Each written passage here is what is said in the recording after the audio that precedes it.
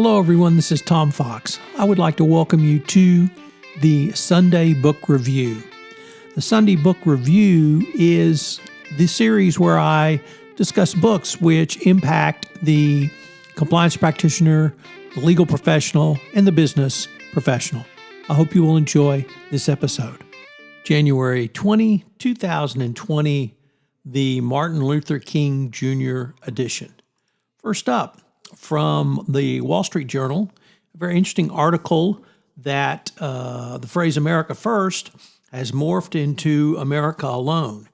This has come about with the unilateral actions by the Trump administration, of course, their assassination of a top Iranian without consulting any of our allies, new trade deals, and unilateral pronouncements of new relationships. So from America First to now America Alone, and probably no doubt next will be America Last.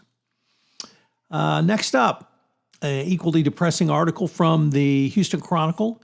They entitled "The Secretive Company That Might End Privacy as We Know It." A Chinese company called Clearview AI has devised groundbreaking facial recognition app which allows you to take a picture of a person, upload it, and get to see public photos of that person with links to where the photos appeared. This new system is the backbone of a database of 3 billion images that Clearview claims to have scraped from Facebook, YouTube, and millions of other websites, far beyond anything constructed by Silicon Valley giants. Federal and state law enforcement officials said while they only had limited knowledge of how it works and who's behind it, they have been using the app to help solve shoplifting, identity theft, credit card fraud, and a wide variety of others.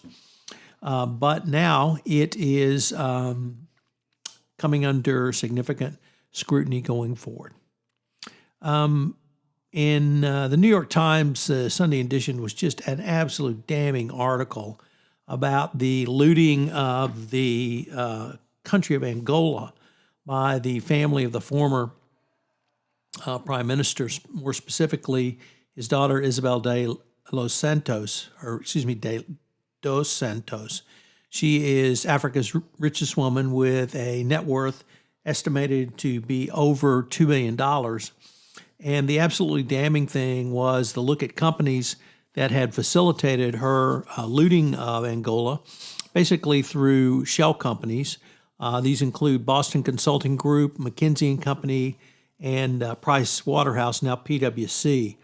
It provided several examples of shell companies created and or funded from payments from Angola, and how these American companies had helped set up and facilitate these.